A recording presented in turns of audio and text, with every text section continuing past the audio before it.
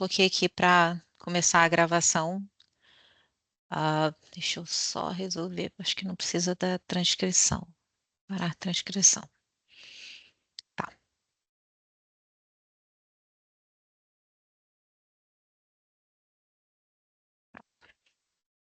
É, então, queria dar boas-vindas a todos vocês nessa quarta-feira fria do inverno, melhor estação do ano. É, eu sou, para quem não me conhece, quem é a primeira vez aqui nos encontros, eu sou Luciana Chame, vice-presidente da Abrisco. Vou estar aqui ajudando a organizar a sessão.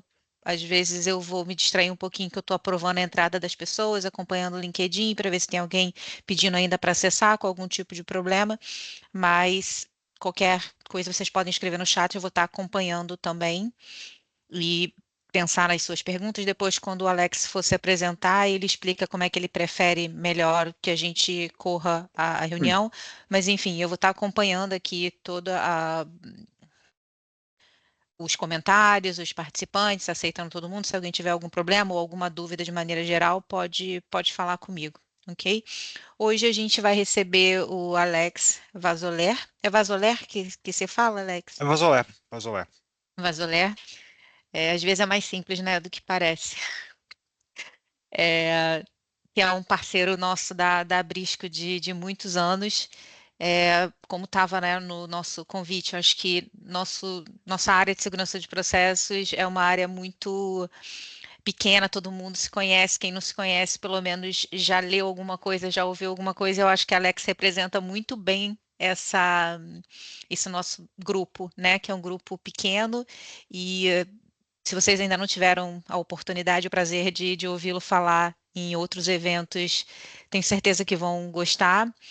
É, enfim, vou passar a palavra para ele se apresentar um pouco, falar um pouco de como ele quer conduzir a apresentação e também um pouco sobre a carreira dele, que eu acho que é importante para a gente, enfim, nesse nosso grupo, nessa nossa comunidade, cada vez mais se conhecer. A gente tem o LinkedIn, tanto da Abrisco quanto dele, para estar depois trocando ideias, enfim.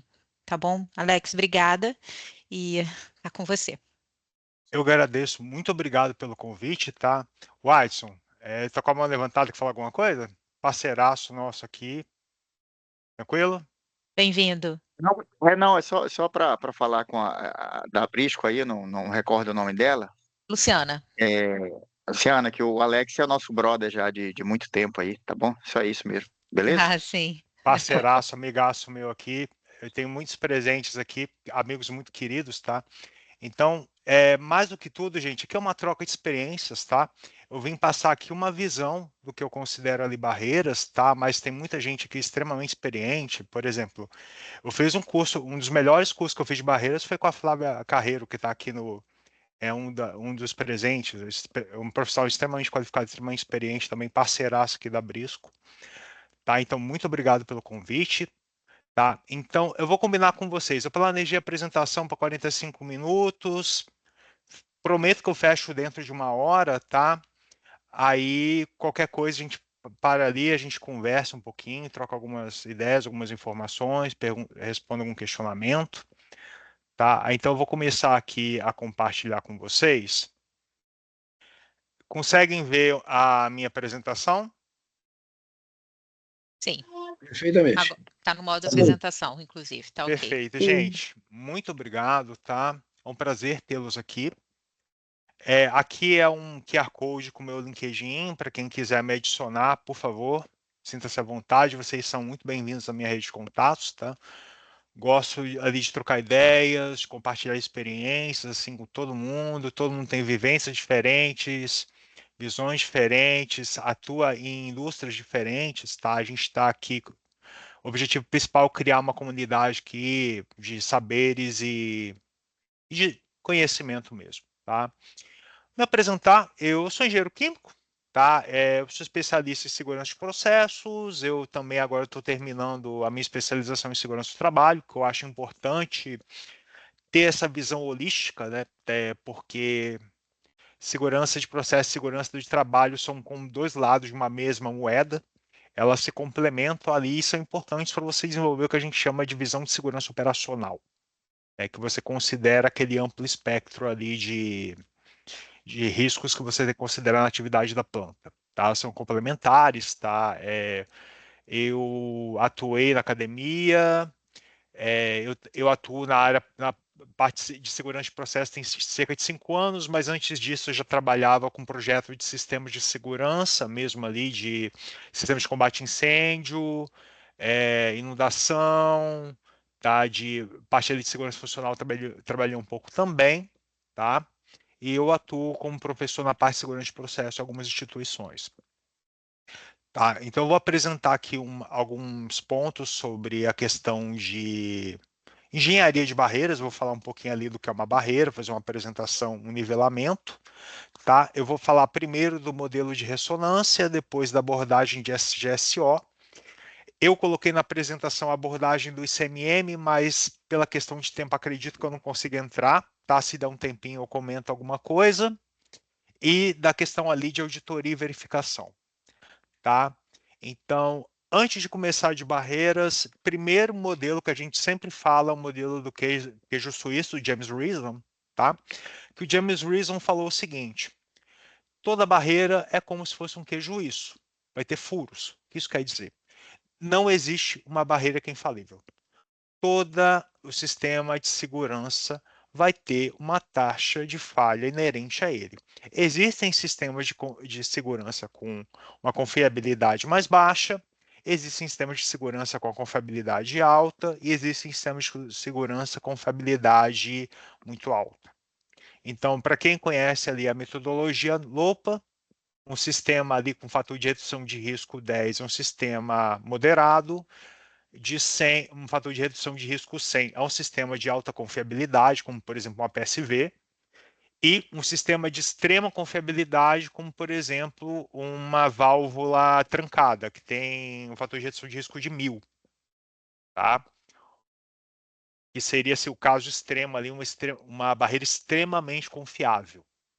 Tá? Ou um SIL 3, que também é um sistema extremamente complexo. Tá? Então, primeira coisa, uma barreira não garante segurança sozinha. Uma barreira, ela é um componente do seu sistema de segurança. Se você quiser um sistema de prevenção de acidentes, primeiro, você tem que ter uma boa estrutura de segurança. E, acima de tudo, a empresa ela tem que ter cultura de segurança. E a gente tem uma máxima de segurança de processos que é o seguinte: segurança uma empresa sem cultura de segurança, nela segurança vai ser teatro. Tá? Então, começa com a cultura. Depois que você tem um sistema de PSM bem estabelecido, um sistema de gerenciamento de segurança de processo bem consolidado, a partir daí a gente vai estabelecer práticas de segurança seguras, práticas de segurança sólidas. Então, por exemplo, eu não posso ter barreiras funcionais se eu não tenho um bom sistema de gerenciamento de mudanças, se eu não tenho um bom sistema de gerenciamento de integridade de ativos e confiabilidade, se eu não tenho um bom sistema de resposta à emergência, se eu não tenho um bom sistema de formação de competências. Então, eu tenho que ter todo o meu sistema de PSM. Para quem for familiarizado com os 20 elementos ali do CCPS, eu tenho que ter um sistema muito bem azeitado para realmente as minhas barreiras serem funcionais. Tá? Se não, uma questão de tempo, você vai ter problemas ali ao longo do tempo da operação da planta.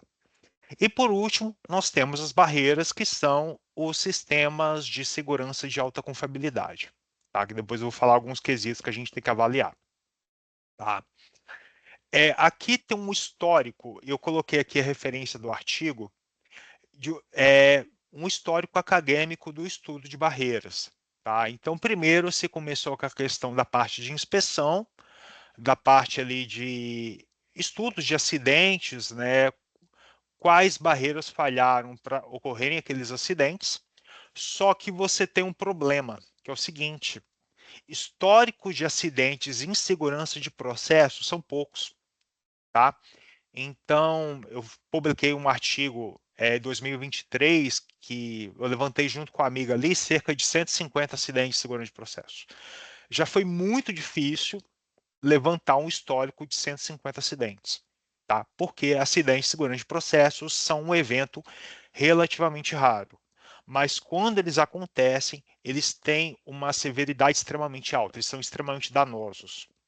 Então, a analogia que eu sempre falo é o seguinte: o acidente de segurança do trabalho é como, por exemplo, quebrar um braço, tá? Um acidente de segurança de processo é como ter um ataque cardíaco.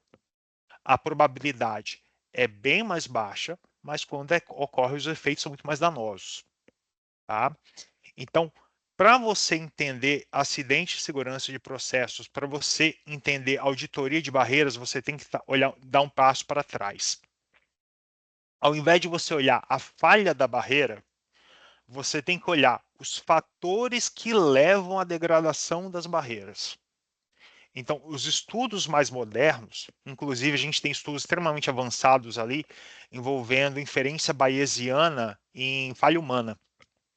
Tá? Então, você predita a taxa de falha do sistema de manutenção e inspeção por meio, por exemplo, de algoritmos estatísticos ou de inteligência artificial.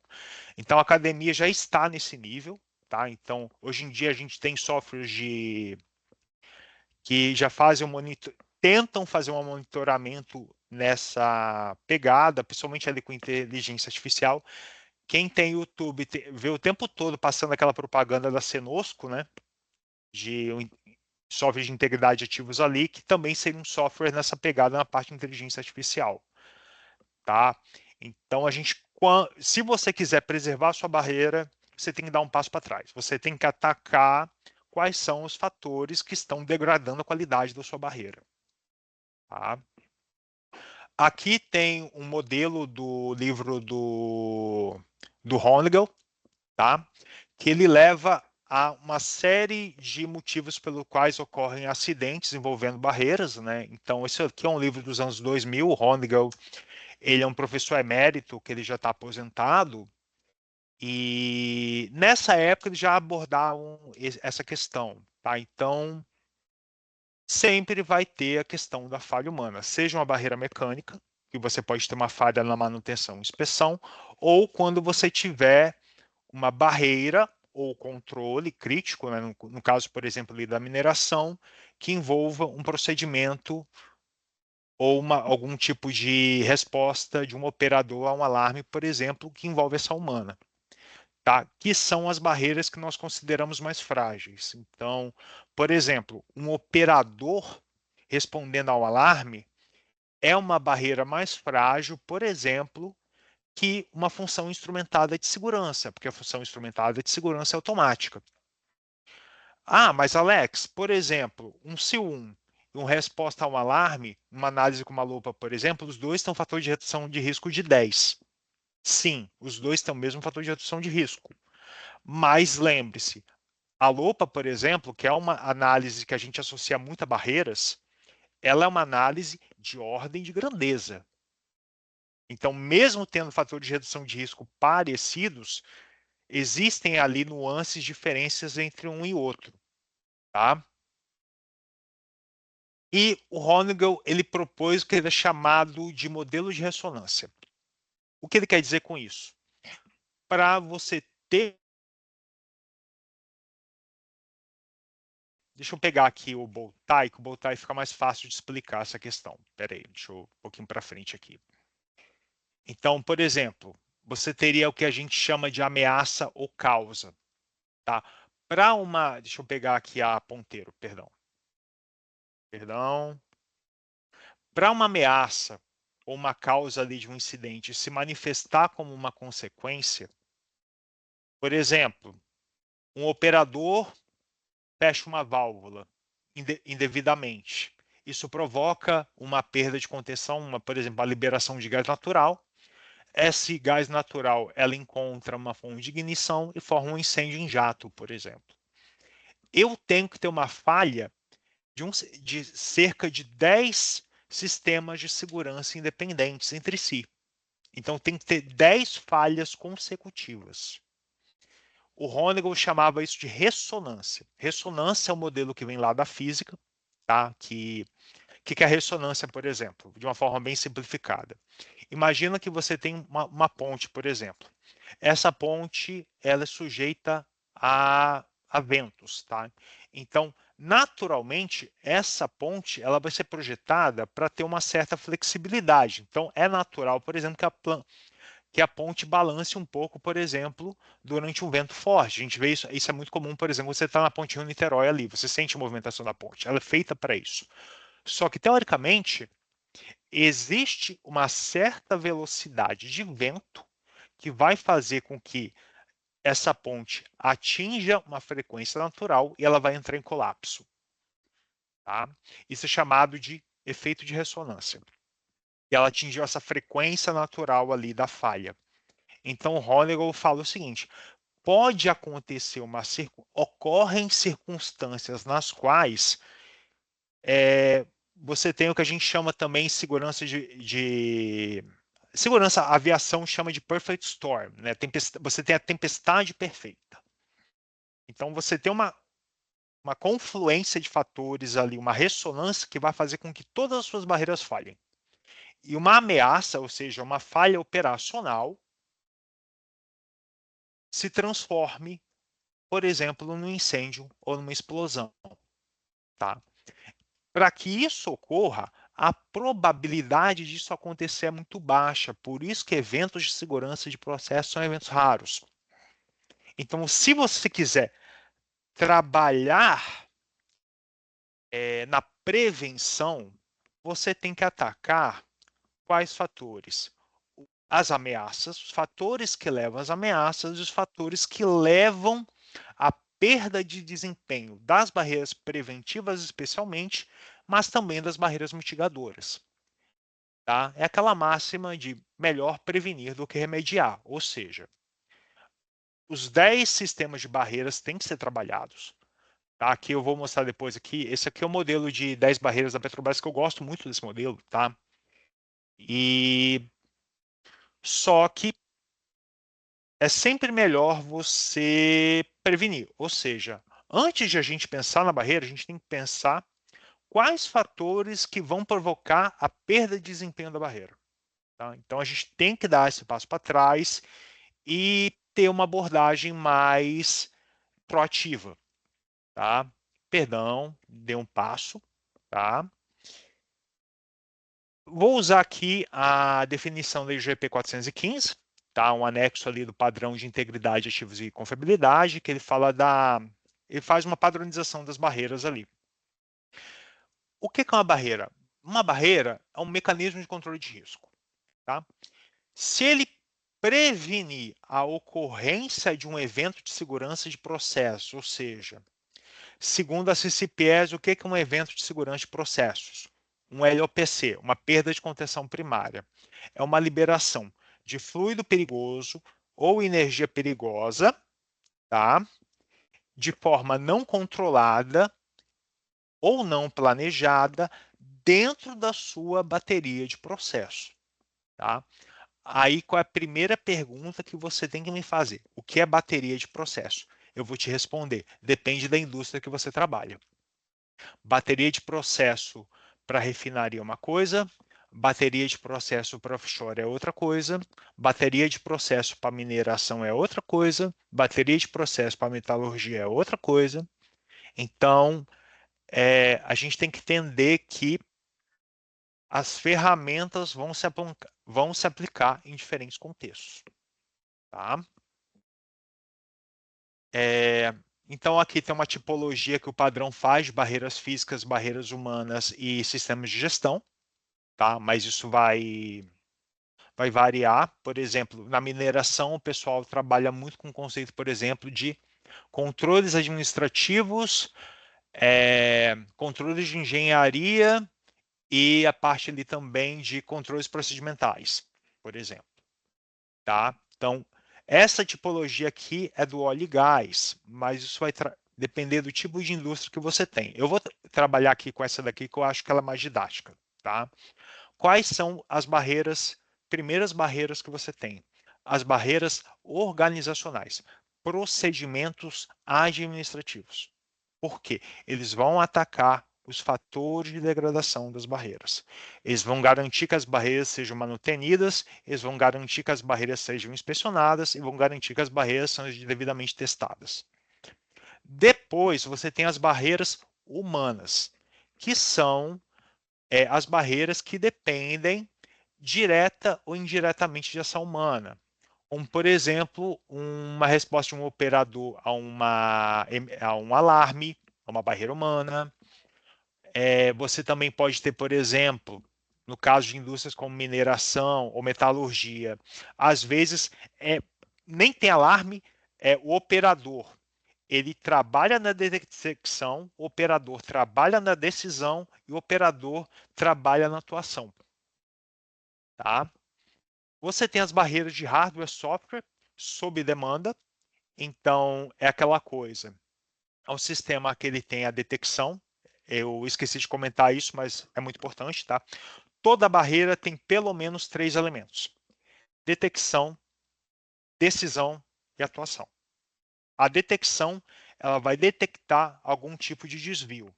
Se for uma barreira preventiva, ela vai observar ali uma variação em alguma variável de processo, um aumento de temperatura, um aumento de pressão, um aumento de nível, um aumento de vazão. Tá? Se for uma barreira mitigadora, ela vai detectar alguma perda de contenção primária. Ou vai detectar, por exemplo, infravermelho, um incêndio, tá? Algum efeito relacionado à perda de contenção ou à perda de contenção em si. Tá? A decisão, que é a lógica, se for um software, por exemplo, um controlador lógico programável, ele vai ter um algoritmo que ele vai, conforme ali o que ele estiver observando, ele vai fazer uma atuação, como por exemplo, fechar uma válvula, e você vai ter atuação. Tá? Geralmente, abertura ou fechamento de válvula, ou você vai ligar algum sistema, alguma turbomáquina, uma bomba, um compressor, um ventilador. Tá? As barreiras de hardware contínuas, que elas não vão se aplicar nessa lógica que eu falei, elas vão funcionar continuamente. Por isso que elas são mais confiáveis do que as que funcionam sob demanda, porque é uma questão de confiabilidade. Elas vão estar lá funcionando o tempo todo. Então, por exemplo, o sistema de exaustão, ventilação e exaustão, por exemplo, numa área confinada, no caso da mineração, por exemplo, ali na mina, para garantir a circulação de ar, a eliminação de gases hidrocarbonetos que possam ser formados ali dentro do interior da mina, por ação bacteriana, por exemplo. Barreiras mecânicas sob demanda, por exemplo, a válvula de alívio. Uma PSV essencialmente é uma mola. Tá? Então, na hora que o vaso de pressão chegar na pressão de abertura da PSV, ela vai abrir e aliviar o gás. Então, se a PSV for devidamente inspecionada, não vai dar problema. Por isso que ela tem um fator de redução de risco de 100, porque é um sistema muito confiável. Tá? E barreiras físicas, que são as barreiras mais confiáveis que existem. Então, por exemplo, um dique de contenção. Um dique de contenção, se ele for bem projetado, ele só vai dar problema se tiver uma trinca, uma quebra ali. Ou seja, para isso acontecer, a inspeção tem que ser muito mal feita. Tá? Então, dentre todas as barreiras, são os sistemas mais confiáveis. Um dique, uma parede corta-fogo, uma blast wall, uma parede para proteger ali contra a explosão. Tá? Então, aqui é uma hierarquiazinha que eu montei para explicar a ideia. Tá? Então, Alex, aqui. só um minuto. O Vadson está com a mão levantada. Você quer falar agora, Vadson? Pode falar, tranquilo. Sim, eu Watson, queria só perguntar pro mestre Alex aí, quem dera, meu filho. hum, Fala. a questão de todas as barreiras, a gente é o que a gente vem já trabalhando há muito tempo, né? E explica aí para os nossos amigos aí por que a barreira humana ela é considerada uma barreira fraca no processo. Porque a barreira humana, ela tem a questão dos fatores humanos, tá? Que é muito difícil de você estimar taxa de falha humana, tá? Porque, por exemplo, eu posso ter um operador, o operador está devidamente treinado, ser devidamente qualificado, e o cara estar no mau dia e não executar a tarefa ali de forma adequada. Então, quem é a maior referência para a gente na área de fatores humanos? A aviação, tá? Então, a aviação ela mostra ali que a aviação é uma operação extremamente repetitiva, tá? São os mesmos procedimentos que são feitos em todos os aeroportos e a direção de um avião é extremamente automatizada. Hoje em dia, um avião praticamente se pilota sozinho, mas mesmo assim, mesmo treinamento, mesmo qualificação, ocorrem acidentes por falhas humanas, seja de pilotos, seja de manutenção, seja de inspeção. Então, a forma de quantificar isso é uma coisa que a gente ainda está aprendendo, tá? Então, aqui no Brasil é uma coisa que a gente está levando com muita dificuldade. O país que é mais evoluído nesse aspecto é a Inglaterra, tá? A Inglaterra e a Europa como um todo. Estados Unidos, ali o CCPS está engatinhando. E aqui a gente está começando no óleo e gás, a gente já trabalha com análise de confiabilidade humana, a gente já trabalha um pouco ali com a parte de engenharia de fatores humanos, ergonomia, layout, mas ainda é uma coisa que a gente vai precisar de muito tempo para amadurecer. Realmente são as barreiras mais complexas de você avaliar. Auditar uma barreira humana é extremamente difícil, tá? Extremamente difícil, tá? Auditar, por exemplo, plano de resposta à emergência é muito difícil, tá? Porque envolvem ações coordenadas, envolvem diversas pessoas, envolvem diversas hierarquias, não é só brigadista, tem todo um corpo de engenheiros envolvidos, de pessoas envolvidas ali, então é uma tarefa de extrema complexidade. Tá? Muito obrigado pela colocação, Watson, pela pergunta, mas realmente é um ponto que a gente tem que ter atenção. Tá? Te respondi, a gente está conversando, é claro, tá? Não, tranquilo, Tranquilo. cara. Até porque o ser humano ele faz parte do processo, né? Então não tem como ficar de fora. Mas valeu. Exata, exatamente. Em tese, por trás de toda falha, existe algum nível de falha humana, né? Então, é complicado. Tá? Realmente é uma coisa bem complexa que a gente tem que avaliar. Tá? Então, você teria ali um desvio. Tá? Então, você tem alguma falha operacional, que vai levar a uma causa iniciadora, você vai ter as salvaguardas que vão prevenir o seu evento topo ali, que geralmente no caso de processo vai ser uma perda de contenção primária, tá? E você vai ter salvaguardas que vão mitigar, vão reduzir esse efeito, principalmente no que envolve ali a perda de contenção, por exemplo, um incêndio, uma explosão e os efeitos associados ali, tá? Aqui são aqueles componentes que eu falei da barreira, tá? Aqui, isso aqui de uma forma mais detalhada. Tá? Então, tem a detecção que eu falei, a comunicação, que ela seria a etapa que viria depois da detecção. Então, por exemplo, você tem um sensor de temperatura, ele tem que ter um transdutor. Então, ele vai converter aquele sinal elétrico no sinal digital, que vai para o CLP, o CLP ele vai tomar a decisão, e aquele sinal digital do CLP, ele é convertido no sinal pneumático que vai, por exemplo, fechar uma válvula. Tá? Você vai ter, por exemplo, o fechamento da válvula e tem o tempo de resposta do seu processo. Tá? Cada tipo de resposta ela tem um tempo limite. Tá? Então, por exemplo, a ação de um operador. Então, o operador, por exemplo, ele ouviu um alarme, ele teria que responder até esse momento. Ele não respondeu. Então, imagina, por exemplo, que o operador ele ouve um alarme de nível alto. Tá? Quando chegar em nível muito alto, você vai ter a função instrumentada de segurança que vai responder. Tá? É um exemplo.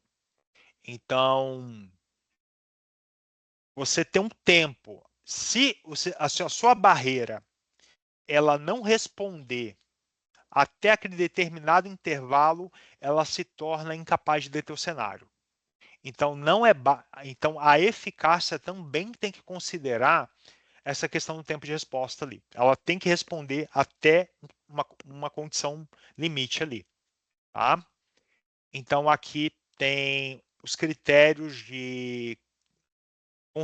os critérios que nós vamos avaliar numa barreira, tá? Eu tirei aqui do livro da LOPA. A LOPA, ela lista esses 8 critérios e a gente vai focar aqui principalmente nesses 3 primeiros, que são a efetividade. Então, a barreira só... Pode falar, Kleber. Alex, boa noite aí, parabéns aí pela palestra, bom revê-lo novamente. Prazer todo meu. Alex, aquela parceria que a gente fez naquela época do Senai, desenvolvemos aquele trabalho de confiabilidade humana, a gente avançou um pouquinho mais depois daquilo ali, e assim, claramente, quando se fala em falha humana, eu diria que tudo bem, é falha humana, começa na falha humana, mas termina sendo o cerne da questão, a falha na gestão dos nossos procedimentos, né? Porque a gente, em um RASOP, a gente pede uma recomendação para melhorar o procedimento, para inserir uma recomendação, e aí, na hora que você escreve lá, você não escreve com clareza suficiente para que um operador leia um procedimento de execução e execute a sua manobra. Principalmente o que está chegando, o mais novo. E a gente pode ver isso, acho que você lembra, quando a gente fez em alguns procedimentos e a gente chegou a essa conclusão numericamente quando a gente aplicou análise de confiabilidade humana pela metodologia PetroHRA, e a gente chegou a essa conclusão. Então, eu acho que, primeiro do que tudo, nós precisamos melhorar nosso português. A gente não pode escrever para nós mesmos lermos. A gente tem que escrever pensando que outras pessoas vão ler aquilo ali. Eu acho que esse foi um grande problema que se enfrenta hoje, e, inclusive, tem na palestra aqui uma colega especialista em confiabilidade humana na Petrobras, na Wendy Bus, está trabalhando lá, que é a Lorena, que está trabalhando somente com essas melhorias de procedimentos, porque a Petrobras já entendeu essa necessidade. E, assim, isso está sendo bem desenvolvido hoje dentro da companhia. Sim, só para complementar essa importância. Não, perfeito. Na escrita, tá? Eu diria ainda, nem no PetroHRA, antes do PetroHRA, no SCTA mesmo. Quando você vai fazer no SCTA e você vai ler as subtarefas, você vê que tem muita coisa que está confusa, que é difícil de entender, que é difícil você definir um verbo de ação ali, você tem que reescrever. Concordo plenamente contigo, pela experiência que eu tive. Exato. Também é um problema. Concordo plenamente contigo. Muito bem colocado, muito obrigado, tá? É o que você, cara, é questão organizacional, tá? Então, fatores humanos, organização, interface homem-máquina e erro humano. Desses 3, qual pesa mais? Organização, indiscutivelmente. Perfeito, muito bem colocado, tá? Então, vamos lá. A barreira, ela tem que ser efetiva, ou seja, a barreira sozinha, ela tem que impedir a progressão no cenário. Ou seja, no caso da barreira preventiva, ela vai impedir que uma causa se torne o evento topo, e no caso de uma barreira mitigadora, ela vai impedir que o evento topo se manifeste como um efeito. Ela tem que ser independente, ou seja, as barreiras têm que ser independentes entre si. Ela tem que ser auditável, ou seja, ela tem que constar no plano de manutenção, ou ela tem que constar no plano de inspeção. Tem algum KPI abordando ela? Quais são os KPIs de demanda de barreira que a empresa tem? A empresa tem indicadores Tier 4, por exemplo, e geralmente demanda de barreira vão ser indicadores que a gente chama de Tier 3. Né? Então, por exemplo, a abertura de PSV é um indicador Tier 3, por exemplo. Ela é específica? Então, a especificidade geralmente é relativamente fácil de definir. Na análise de risco a gente consegue pegar. Então, por exemplo, a PSV ela é específica para o cenário de pressão maior. O interlock de alta temperatura ele é específico para o cenário de maior temperatura. O que é mais difícil de detectar quando a gente está fazendo uma LOPA, por exemplo, ou outra análise de risco? Tá? Que barreira realmente você vai analisar na LOPA? Só que a LOPA vai ter uma questão. A LOPA só pega a barreira preventiva. A LOPA não analisa a barreira mitigadora. Alex, Então, eu quero analisar uma barreira mitigadora. É mais complicado. Você vai precisar de um estudo de incêndio e explosão, um estudo de dispersão de nuvem, estudos de efeitos em geral, né? E também um estudo que a gente está usando hoje em dia é muito facility seating, tá? Que para pegar ali, principalmente intramuros, né? Que geralmente os estudos de AQR, eles pegam o análise quantitativa de riscos, que também é um estudo muito importante para a barreira, tá? Pega o extramuros. Tá? Então, a barreira mitigadora, pela minha experiência, é a que você tem mais dificuldade de avaliar. Tá? Mas é que a gente estava falando. Qual vai ser as barreiras mais difíceis de auditar? As barreiras que envolvem ação humana. Tá? Porque auditar procedimento não é trivial. Você chega para avaliar lá um procedimento. Fiz VCP. VCP é Alex, verificação de... Pode falar. aqui é o Wagner. Você pode dar um exemplo, por favor, de uma barreira mitigadora aí, para clarear mais? Detector de gás com emergency shutdown, tá? Então, você tem uma liberação de gás. O detector de gás ele vai pegar, tá vazando gás, desliga a planta. Por que é mitigadora? Porque você já teve a perda de contenção. Pós-evento. Tá? Exatamente. Pós-evento. Pós-evento. Detecção de fogo e gás, a barreira mitigadora. Dique de contenção, a barreira mitigadora, porque já está vazando óleo, já está vazando água ali, já está transbordando. Você já teve a perda de contenção primária. Tá? Você só está reduzindo os efeitos do evento que já aconteceu. Tá? Aqui tem aquele sisteminha de 10 barreiras da Petrobras, que ela trabalha com 5 barreiras preventivas e 5 mitigadoras. Então, a primeira barreira que eles consideram, é um exemplo de um sistema, tá? É a contenção primária. Por que eles consideram, por exemplo, contenção primária e controle básico de processo? Porque esses dois, a priori, não são barreiras, tá? Eles são componentes ali do seu projeto. Porque o enfoque aqui é o monitoramento das condições dos seus elementos críticos de segurança. Tá? E o que eu falei com vocês, a análise de barreiras depende do tipo de indústria que você trabalha. Tá? No caso do óleo e gás e do refino, a gente trabalha com abordagem de elementos críticos do SGSO. Tá? Então, a gente vai monitorar ali todos os elementos críticos. Então, por exemplo, o vaso de pressão, se ele for citado numa análise de risco, o que é um elemento crítico? Tá? Elemento crítico é todo elemento que ele está relacionado a sistemas de segurança, de uma forma simplificada. Tá? Então, você tem equipamento crítico, você tem sistema crítico e você tem procedimento crítico. Tá? São os três principais. Se o equipamento ele for citado em um cenário de alta severidade, uma análise de risco, ou um sistema ou um procedimento, ele se torna crítico. Tá? Se ele puder ou evitar ou reduzir os efeitos do pós-evento, ele vai entrar aqui nessa lista. E não é trivial fazer. Isso aqui é uma coisa que está sendo desenvolvida, tá? Isso daqui está começando a ser feito em tempo real, que eles chamam de bow tie dinâmico.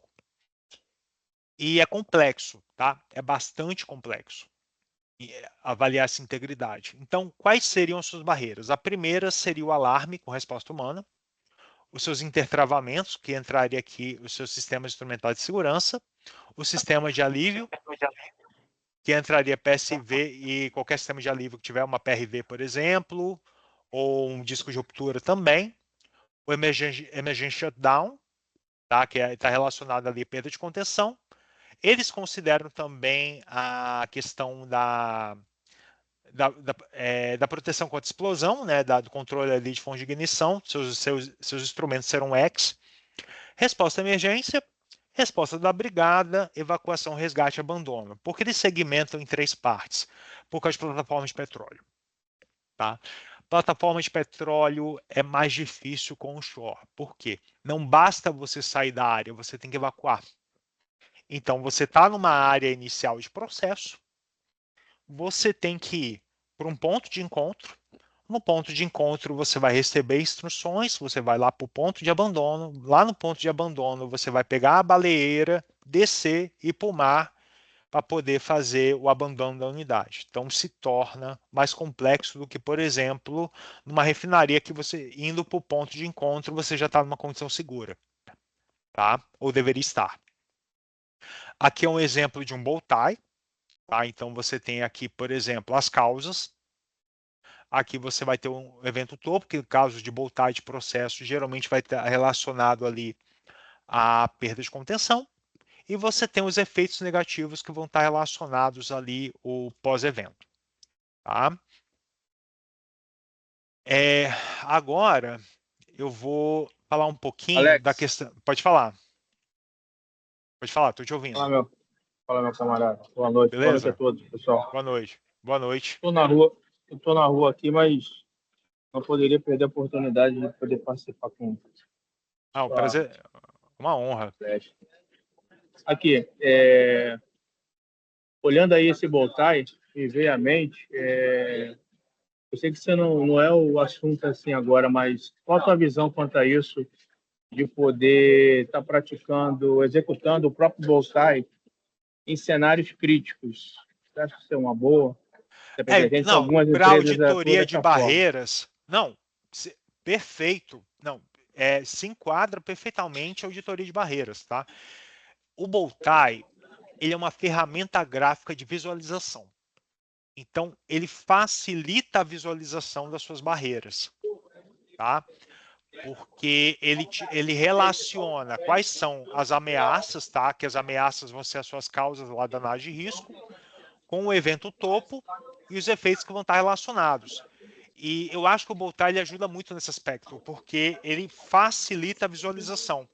Então, por exemplo, você quer discutir a questão de controles de segurança, por exemplo, ou de barreiras com o pessoal de operação, você leva um bow tie e mostra um bow tie. É fácil. Eles enxergam com facilidade. É muito mais fácil para você discutir. Tá? Pode falar, Kleber.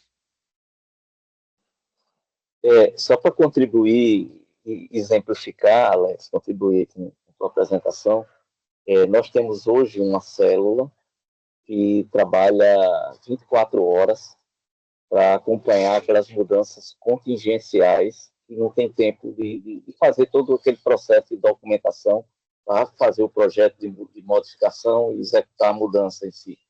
Então, quando se trata de contingencial, para fazer um bypass em algum sistema, para bypassar geralmente barreiras, alarmes, inibir, é utilizado o Boltai para esse gerenciamento. Eu não sei se já está sendo trabalhada as PFDs do LOPA já dentro desse Boltai, mas eu sei que estava em desenvolvimento isso aí, e eles utilizam o Boltai em tela para verificar se, quando vem a proposta de inibir algum sensor, algum intertravamento, então, nesse momento, já se vai olhar quais são as outras barreiras existentes ali e qual é o cenário que elas vão atuar para poder permitir ou não que a mudança seja feita lá no campo. Tá? Então, fica uma célula no Rio e a plataforma se comunica na necessidade dessa mudança contingencial. Ah, sim. Excelente. Pode falar, André. O André levantou a mão? Opa, obrigado aí, Alex. Boa noite a todos. Só o slide anterior que você comentou da Petrobras, né? A gente falou aqui a questão da parte de gestão, né? Procedimental. Me Gente, chamou a atenção. peguei como exemplo, tá? Perdão, pode falar. Não, tudo bem. Mas assim, me chamou a atenção o fato onde estaria aí nessas barreiras, né? Nessas 10 barreiras citadas, né? Onde a gente poderia encaixar ou não está representada essa parte de gestão procedimental, já que na indústria de óleo e gás isso é tão presente, né? Gestão procedimental, ele seria um fator de degradação das barreiras, tá?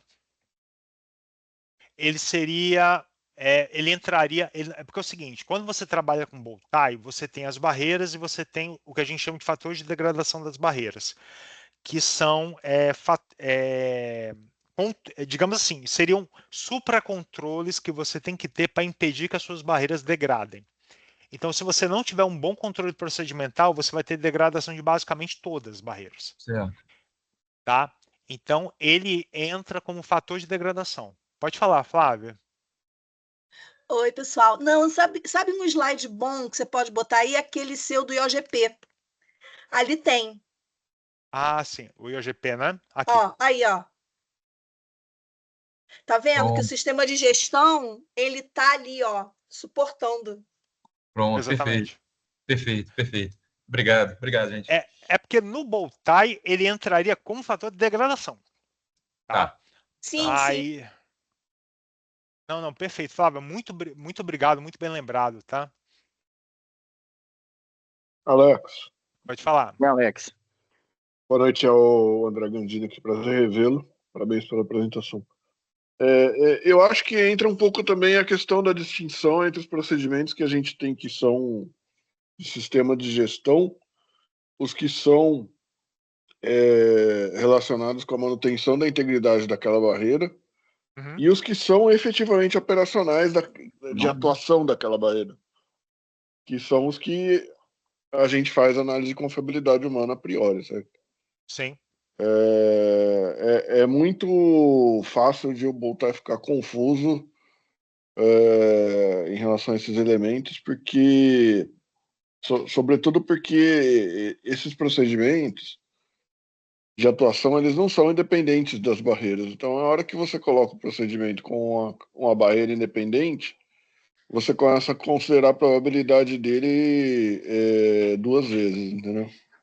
E isso te dá um risco irreal no final. Tá, não, mas você tá. Vamos lá. É porque quando você lista os procedimentos, tá? Eles vão ser citados lá na análise de risco. Então, a esse procedimento, ele pode estar relacionado, por exemplo, à ameaça. Ele pode ser um fator de degradação da barreira e ele pode ser uma barreira. Então, por exemplo, a minha resposta à emergência lá para o alarme está procedimentada. Ele é um procedimento que tem que ser independente. Tá? Agora, por exemplo, você tem lá procedimento, imagina ter um cenário lá, procedimento de movimentação de guindaste. Tá? Em plataforma de petróleo vai ser um procedimento crítico. Por quê? Quando o guindaste ele movimenta, se ele atingir uma tubulação, ele vai romper a tubulação, ele se torna uma ameaça no bow tie. Tá? Então, tem que ter esse cuidado. O procedimento, ele pode ser uma barreira preventiva, sim, independente. Ele pode ser uma barreira mitigadora, sim, independente. Um PRE, por exemplo. Ele pode ser uma ameaça e ele pode ser um fator de degradação. Tem que analisar, cada caso é um caso. Tá? Mas muito bem colocado. Tranquilo? Alex.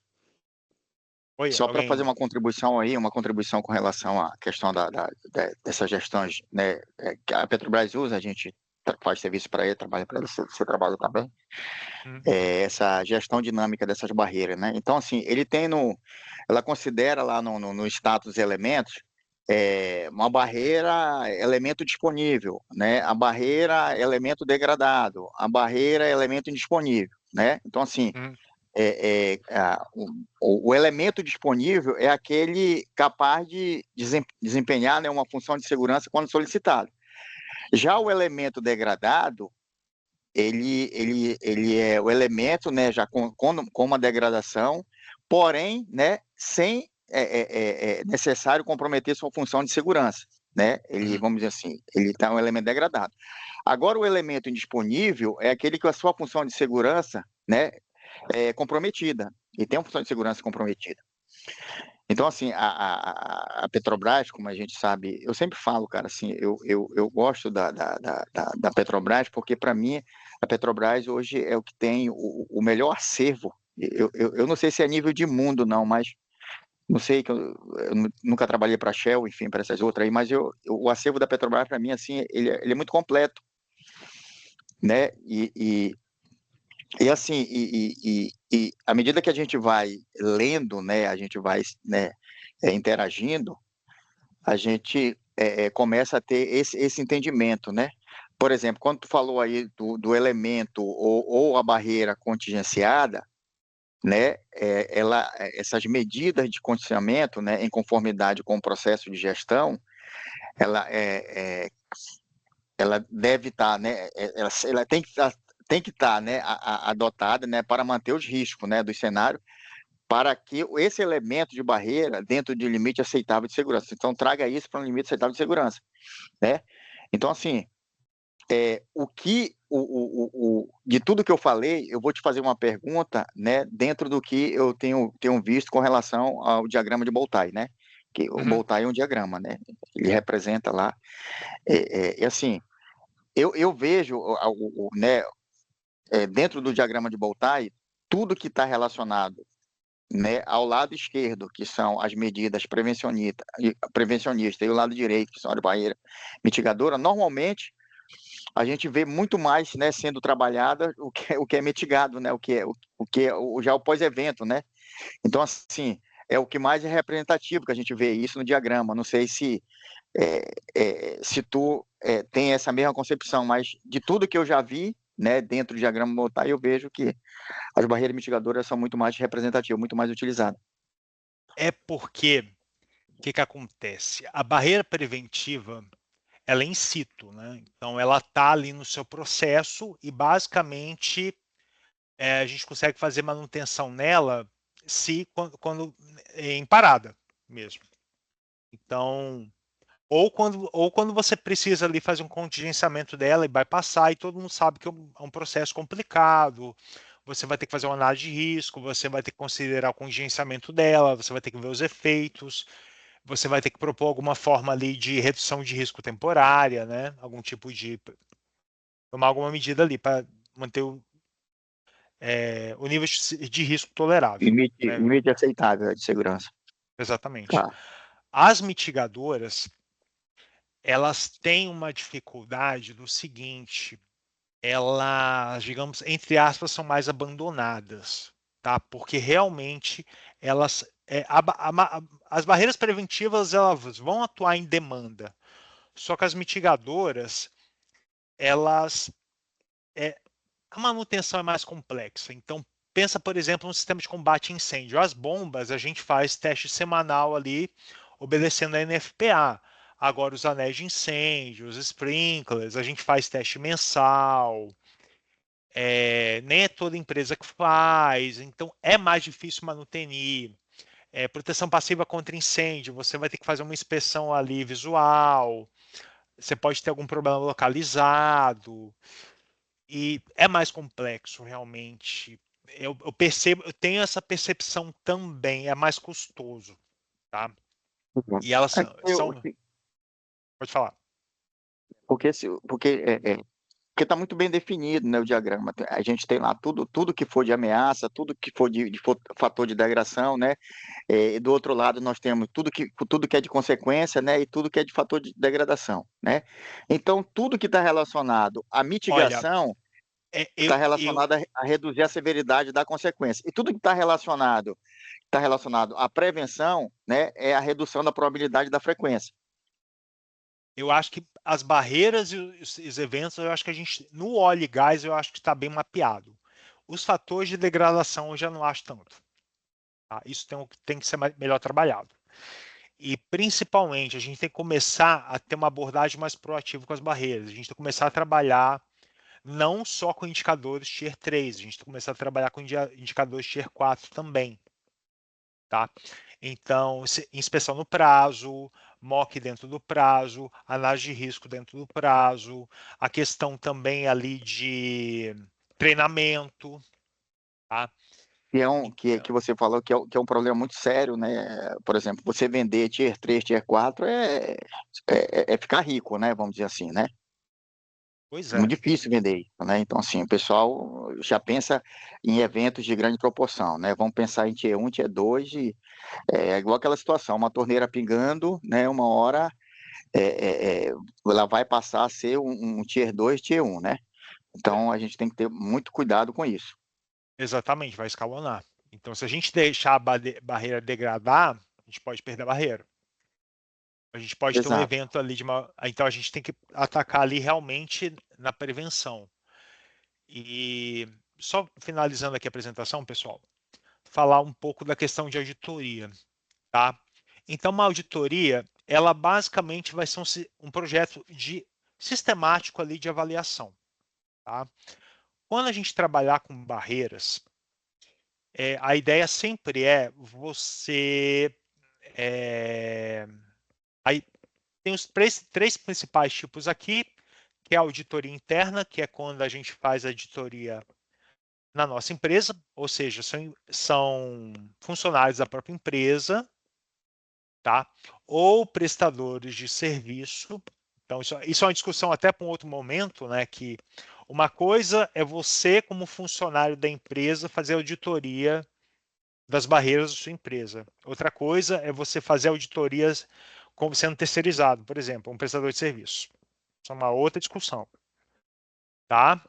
Quando a gente faz auditoria nos nossos fornecedores ou nos nossos prestadores de serviços, tá? Ou qualquer parte interessada.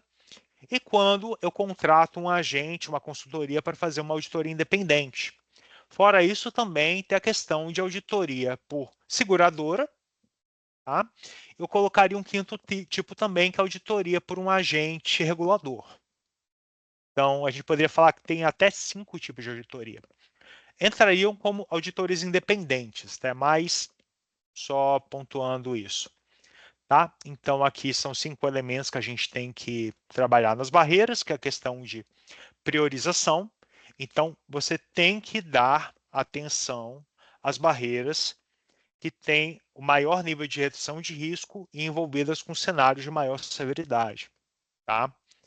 Questão de performance das barreiras, questão de monitoramento das barreiras, tem um KPI, um indicador. Tá? Barreiras que exigem certificação estão certificadas? Qual é o exemplo que eu dou? Funções instrumentadas de segurança. Você só consegue manter a certificação de SIL se você obedecer certas condições ali de preservação do equipamento. Muito cuidado também com equipamentos de hibernação. Tá? Então, você para uma planta ali 3, 4, 5 anos e depois você quer retornar com a operação da planta, você tem que ter muito cuidado de como essa preservação foi feita e propor possíveis melhorias. E como já deu horário aqui, eu só vou fechar com um ponto que é muito importante, que é o seguinte, tá? Eu vou disponibilizar a apresentação para todos, que é uma coisa que está me preocupando e eu queria colocar aqui para a gente refletir sobre, que eu trouxe para vocês. Eu vim trazer aqui uma apresentação, uma ideia, tá? Eu estou percebendo que algumas empresas, tá? Não é uma empresa só, isso é um progresso, é algo muito bom. Tá? Então, o mercado está utilizando ferramentas que a gente chama de tour virtual. Tá? Um tour 360. Então, são câmeras que elas são colocadas em posições estratégicas na planta e você tem uma visão 360 graus, uma foto. Tá? E eu estou vendo gente que está utilizando essa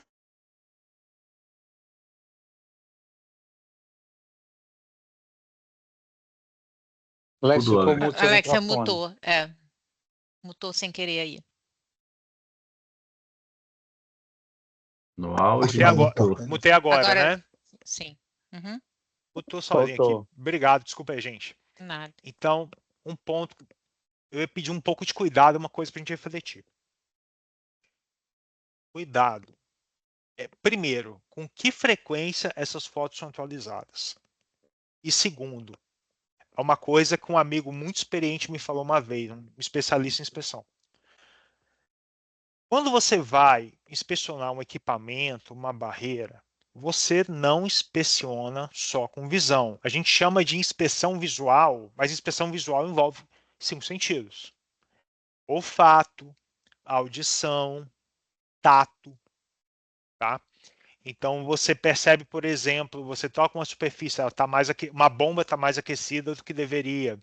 uma bomba está vibrando mais do que deveria, você está sentindo cheiro, por exemplo, de óleo queimado, você sente alguma coisa estranha ali na bomba, que você não vai pegar com uma detecção visual de uma foto, tá? Muito cuidado com isso, tá? Então lembre-se, auditoria, inspeção, manutenção ela é feita com 5 sentidos, tá? Então, nada substitui a ida em campo. Você tem que ir lá em campo ver, tá?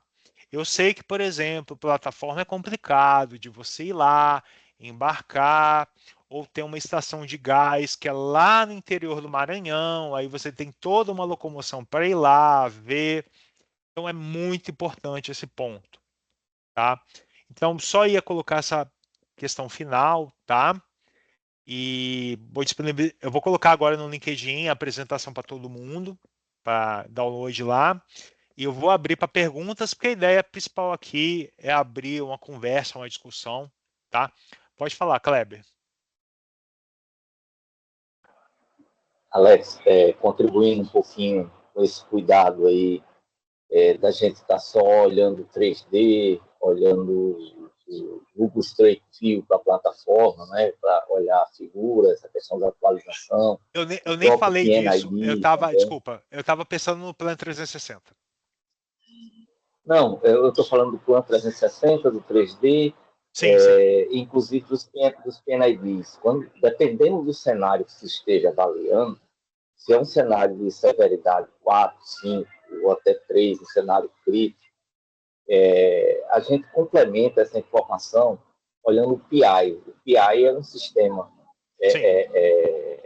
auxiliar, tá, que roda, que pega informações do PLC, e a partir daí a gente olha vários dados, inclusive sensores, do trocador de calor, se aquela temperatura que está entrando é a temperatura prevista em projeto, se é o que está saindo, para a gente verificar se, inclusive, a gente pode pegar vários dias para trás, projetar isso aí. Então, para esses cenários críticos, a gente não pode confiar só no as-built existente, né? nem nos 3Ds, porque algo pode ter mudado.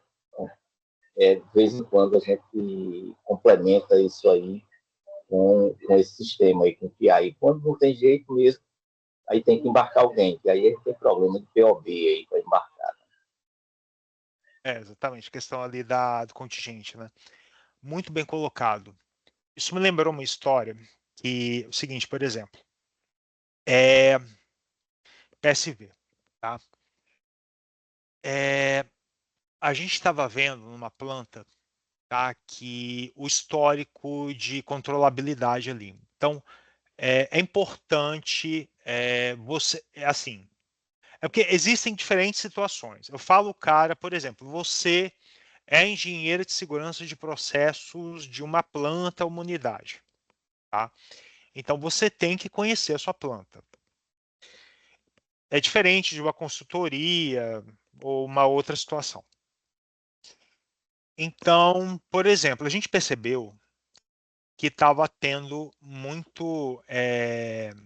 Existe uma faixa ali que o processo ele oscila naturalmente dentro da controlabilidade dele. Então, o processo ele vai ter algumas variações de temperatura, de vazão, de nível, isso é normal. A gente estava percebendo que a faixa de pressão ela estava variando muito. Ela não estava chegando na faixa de PMTA na qual o PSV ia abrir. Tá? Só que o range ali de processo estava muito alto. Então, aí você tem que investigar por que isso está acontecendo. Isso ainda não aconteceu o evento de segurança de processos, mas você está com anomalias de processo ali. Então, é muito importante ter essa visão de prevenção. Tá? Você tem que conhecer o seu processo. Tá?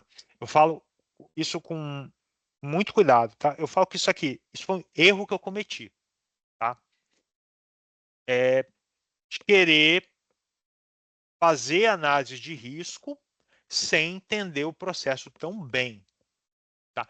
Você tem que entender o processo. Ah, mas Alex, tem equipe multidisciplinar. Tem. Você tem um engenheiro de processo ali. Mas mesmo assim, eu falo o engenheiro de segurança de processo mesmo, você tem que conhecer a planta. Tá? Você tem que ter noções de engenharia de processo, você tem que saber interpretar os desenhos, você tem que entender como o processo funciona. Eu falo assim, o cara que é de frontline, o engenheiro de segurança de processo de planta, tá? Não estou falando o cara que trabalha numa consultoria de projeto, aí é uma outra situação. Então é muito importante você ver esse histórico de anomalias, você ter um bom histórico de incidentes, você ter realmente uma noção ali da confiabilidade das suas barreiras, tá? Alex, de onde a gente tira a confiabilidade de barreiras? Do CCPS, se você pegar o livro de Lopa ali, você tem uma noção de ordem de grandeza. O ideal é que você utilize dados da sua planta, do histórico de incidentes da sua empresa. Tá? Se for uma empresa menor, eu sei que é mais difícil. Se você trabalha em uma multinacional, acredito que você consiga levantar. Tá? Mas é importante você ter esse conhecimento de processo. Tá? Não é à toa que um dos elementos de CPS é gestão de conhecimento de processo. Tá? E gestão de conhecimento de processos, ele está... Então, análise de risco também. Aquela barreira, ela aparece em quais cenários de análise de risco? Tá? Dos KPIs daquela barreira também. Tá? E eu sei que é uma dificuldade. São poucas empresas no Brasil que trabalham com indicadores Tier 4. Tá? Eu, até o momento, eu conheci uma. Tá? Uma empresa que trabalha com Tier 4 no Brasil. Só uma que eu conheci. Tá? Tier 3, muitas trabalham. Tier 1 e Tier 2, praticamente, todas, praticamente. Tá? Mas é muito importante. Dá um passo para trás, entende o funcionamento do processo, entende quais desvios podem acionar aquela barreira, entenda quais são os fatores de degradação que podem interferir no funcionamento daquela barreira, tá? E seria isso, gente. Mais alguma pergunta? Alguma colocação? Não temos mais Eu mãozinhas levantadas. Mais alguém? queria só fazer um comentário, né, aproveitar o gancho, tá, Alex? Então, assim, existe um gap muito grande, né, com relação a insumos, né? Então, assim, o colega falou aí, né, a questão essa disponibilização, né, de documento atualizado, né, se tratando dos PNIDs, essas coisas todas, a gente vem sofrendo muito com isso, né? E o que o Alex falou, cara, é muito verdadeiro, porque a gente precisa, na hora que acende a luz, a gente tem que chacoalhar a roseira, tá? Porque senão não vai, tá certo? O que eu quero dizer com isso? Ó, eu estou participando de um projeto que, cara, assim, ele saiu do básico, né? E o básico já estava bem ruim, né? Os insumos do básico e já estava indo para o detalhado. Cara, eu embarquei para o básico e embarquei para o detalhado. Cara, você não tem noção o que eu vi de gap, cara. Então, assim, a gente tem que tomar muito cuidado, né? Como ele falou, não basta você conhecer os processos, você tem que conhecer a planta. E outra coisa, e quando você faz um estudo de análise de risco, a pessoa-chave, né, o participante-chave, o grupo de análise-chave se chama operacional, cara. Esse cara, ele tem que estar em todos os estudos. Em todos, O técnico de operação, entendeu? cara, se ele não tiver na Eu vou equipe, eu ser não bem sincero começo. com vocês, ó. Recentemente eu fiz um RASOP, tá? Abriu-se uma discussão, tá? E eu falei por engenheiro de processo de base. Eu confio no que o operador está me falando. Eu não estou dizendo que você está errado, mas o dia a dia do operador, o cara namora a planta, o cara tá lá todo dia, meu amigo. Cara, eu não tenho como duvidar desse cara. E esse cara é o dono da área, tá certo? E eu abri uma discussão, mas o cara disse, mas não sei o quê. Eu digo, cara, não, Eu não vou discutir isso aí. O mérito da questão não é essa, certo? O que está se discutindo é o seguinte: é que, para mim, o operador, o dia a dia do cara, a experiência do cara de campo, certo? Eu não estou dizendo que você não tem experiência, não é isso que eu estou falando. Mas eu confio na palavra do operador. Você me desculpe, mas eu confio na palavra do operador. Porque quando, é o que o Alex falou, a questão dos insumos, cara, vem muita coisa bonitinha, muita coisa. Quando tu vai ver a realidade na prática, cara, eu tenho uma dificuldade eu mexi muito com o Enviro, né? O Enviro é um software da Petrobras, vocês conhecem aí, né? Que é o projeto em 3D.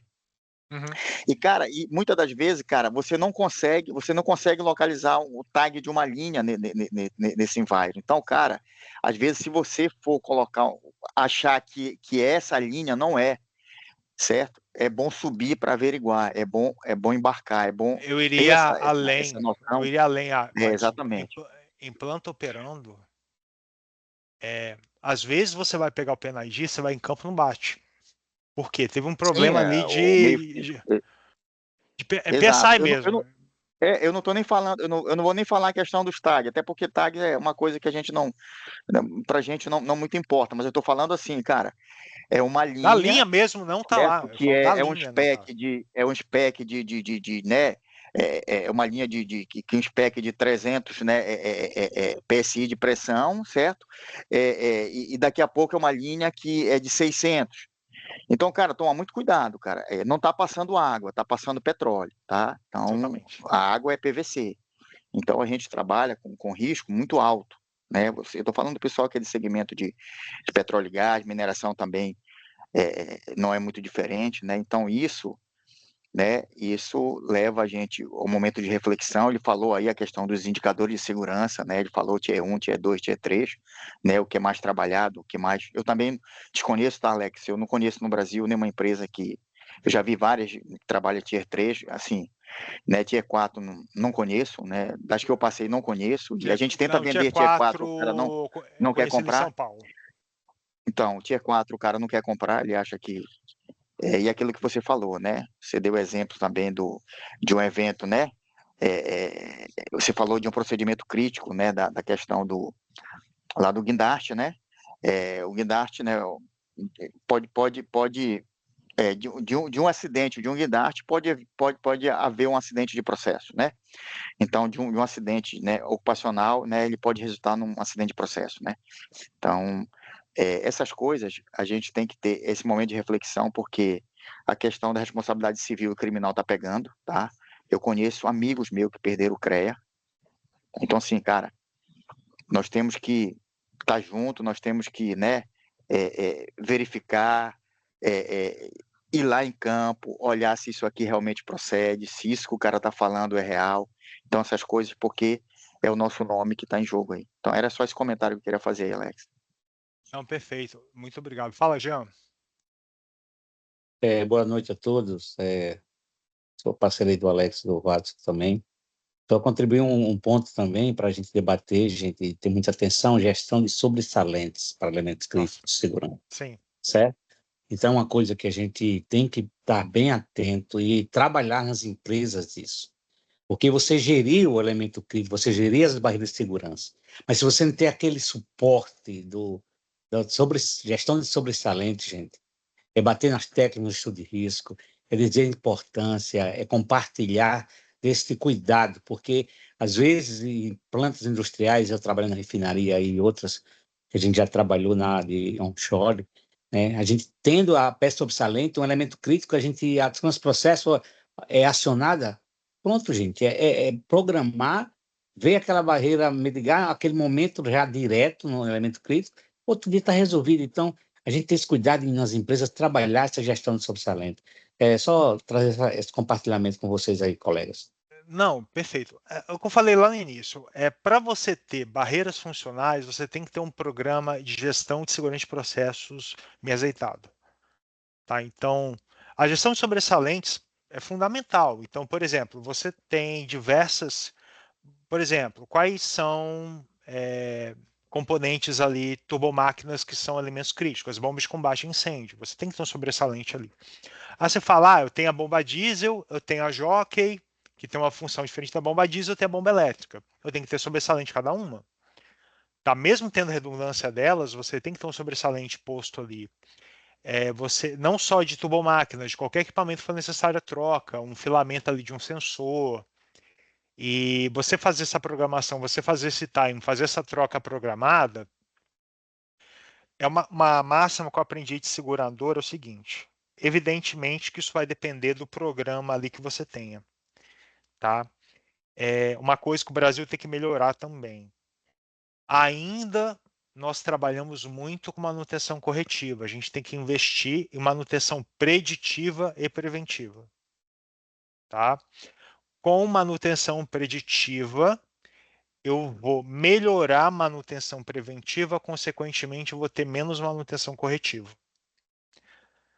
Ou seja, eu faço uma parada programada com sobressalente em mãos, faço uma troca rápida, a minha mock vai durar minutos.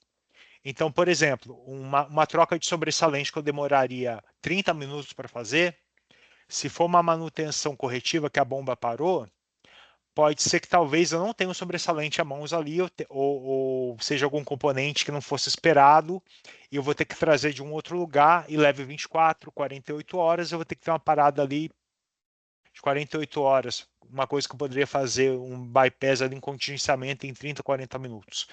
Tá? Uma coisa também que a gente tem que ter muito cuidado, não só para barreiras, para a operação como um todo. Tá? Gente, mais algum comentário, algum questionamento? Tranquilo? Queria pedir para quem pudesse abrir a câmera para a gente tentar fazer uma imagem, enquanto a gente vai se despedindo. Alex, muito obrigada, acho que foi excelente, tá? O pessoal tá no chat passando essas mensagens para você. Como você falou, acho que você vai disponibilizar, né, lá no LinkedIn. Depois, se você quiser também, eu posso mandar para o grupo para quem eu mandei o convite. Eu mando lá também, tranquilo. Perfeito. Vocês que, enfim, por acaso não estejam recebendo os convites para esses eventos regularmente e estejam acessando pelos IDs, e se quiserem que eu cadastre no mail list da Abrisco para o envio direto toda vez que a gente tiver um evento, pode deixar aqui ou mandar lá no LinkedIn da Abrisco, que eu anoto e vou mandando para não precisar ficar se inscrevendo em uma por uma, tá bom? Queria novamente agradecer. Vamos lá, vou fazer uma foto aqui e dizer que eu já coloquei no grupo que isso está sendo salvo e que a gente vai disponibilizar no LinkedIn e no YouTube em breve, tá ok? Então, boa noite, Alex, se quiser fazer um encerramento. Não, muito obrigado pelo convite, tá? Queria agradecer aqui todos pelos presentes. Foi uma honra tê-los aqui. Eu acho que foi uma troca muito importante, tá? Muito bacana. Que acima de tudo eu considero uma troca, gente. Então aqui eu tenho um pouquinho de experiência em barreiras. Por exemplo, a Flávia é extremamente conhecimento vasto no assunto, o Kleber, tem diversos especialistas, o Watson mesmo trabalhou muito com barreiras também. Eu acho que acima de tudo é uma troca, tá? Fala, Edilton. Cara, só tá aparecendo meu avatar, não sei que a minha câmera não tá funcionando aqui, cara. Só meu avatar aí, tá? Não sei o que foi que houve, não. Acho que é falta de configuração. Mas, Tudo assim, bem. Alex, vou aproveitar o ensejo aí, tá? Assim, já que tu finalizou, né? Então, parabéns aí pela tua apresentação, tá? Eu coloquei no chat aí, a apresentação para mim foi muito enriquecedora. Eu acredito para os colegas aí também, tá bom? E assim, cara, eu acho que é isso aí, essa integração, né? Essa troca de experiência, né? E a gente compartilhar. Eu sempre falo que o conhecimento ele só tem valor se ele for compartilhado, né? E o Alex está fazendo isso aí, tá? E todos nós vamos ter ganho com isso aí, eu tenho certeza absoluta. Com certeza. Muito obrigado aqui pelas colocações, White, são muito bem colocadas. Você é um cara assim, brilhante, tem muita experiência, tá? Muito conhecimento. Muito obrigado, que foi muito enriquecedor. Tá? Foi um prazer, gente. Ludmila, você quer falar alguma coisa? Não, a Ju- Kleber, Eu não. ia bater palma. Ah, Apertei o botão errado. tá ótimo, tá Falha ótimo. humana. Não tem problema. Obrigada, então, pessoal. Muito obrigada, boa noite. Eu Bom que restinho agradeço. de dia para vocês. Dá um print aqui. Boa pra noite a mim. todos. Boa noite. Obrigada. Boa noite a todos, Até, gente. boa Muito noite. obrigado, Boa hein? noite. Tchau, beijão, noite, Alex, pessoal. parabéns. Tchau. Tchau, tchau. Obrigado, gente. Tchau. Boa Boa noite. noite, Obrigado, galera. Abrício, por Parabéns. aceitar o convite. Bem, gente. Boa noite. Boa noite, gente. Valeu, Alex. Valeu. Boa noite. Valeu, parceiro Alex. Boa noite. Tudo, meu irmão. Boa noite, Tranquilo. pessoal. Obrigada. Até a Obrigado. próxima. Tchau. Até a próxima, Luciano. Obrigado, Até a hein? próxima. Tchau, tchau. A gente se fala. Tchau, tchau. Luciano, é só botar o e-mail aí. Isso, coloca o e-mail aqui que eu vou anotar e aí já envio para os próximos, Você envia todos pros os próximos. convites. Não precisa Isso. se cadastrar, não, né? Não, já mando no mail list quando eu mandar o convite, já vai direto para todos os que a gente fizer. Tá aqui no chat mesmo? Pode ser no chat mesmo. Uhum. Tá legal. Obrigada, Obrigadão, tá? Afonso. Tchau, tchau. Tchau, tchau.